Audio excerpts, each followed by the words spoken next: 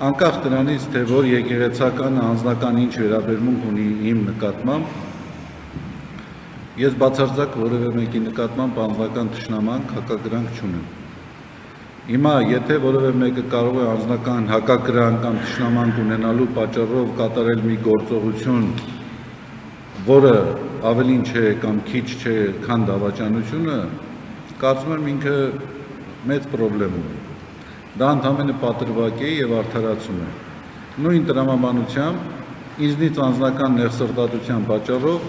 մարդիկ կարող էին հայրմերը չարտասանել խռովել Աստծուց։ Թող խռովեին։ Եթե իմ նկատմամբ ունեցած հակակրանքը կամ թշնամանքը իրենց խռովեցնելու է Աստծուց, ինձ թվում է դա ավելի շատ բնորոշում է իրենց, քան թե ինձ։ Աստված իրենց հետ։ Ինչ վերաբերում է արտաքին ազդեցություններին, ես կարծում եմ այդ հարցին պատասխանեցի ես։ Այստեղ խնդիրը գիտեք ինչ, արտաքին ազդեցություն, ներքին հետաքրքրություն, ամբողջ խնդիրն են է, որ այսօրվա երկրի ղեկավարը ցանկություն ունի ունենալ կառավարելի, ձեռնասուն եկեղեցականներ, որոնք որ այսպես կսպասարկեն իր հետաքրքրությունները, իր շահերը եւ որևէ ձև անձնական կամ հավաքական մոտեցումներով չեն հակադրվի իր քաղաքականությանը։ Իսկ այդ քաղաքականությանը չհակադրվել հնարավոր չէ։ Հնարավոր չէ համաձայնել այն քաղաքականությանը, որը այսօր իրականացվում է,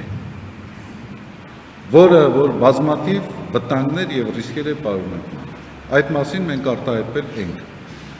Հնարավոր չէ համաձայնվել մի քաղաքական խմբակի մոտեցումների քայլերի հետ, որը հետևողականորեն կոչ է անում, քարոզում է պատմական հիշողությունից հրաժարում, հարևանների բարյացակամությունը շահելու համար իրենց կողմից կարված զգեստներին հարմարվելու այսպես մարդահաճո մոտեցում։ Այդ իրական Հայաստան այսպես կոչված կոնցեպտը հենց դրա մասին է։ Մենք հարմարվենք մեր թշնամիների սպասումներին, որպեսզի նրանք դադարեն լինել մեզ համար թշնամիներ։ Սա ուղղակի անհեռանկարային, անհեռատես քաղաքականություն է։ Սեփական իշխանությունը երկարաձգելու դատապարտելի փորձ։ Ընդհանրապես այսքանը։ Ցանկություն կա ունենալ կառավարելի ձեռնասուն եկեղեցականներ, որոնք պետք է սպասարկեն հոգևոր ոլորտում իր հետաքրքրությունները եւ իր շահերը։ Քանի ես այս ասպարեզում կամ, քանի դեռ կաթողիկոսը Գարեգին II-ն է, այդպիսի մոտեցում չի լինելու։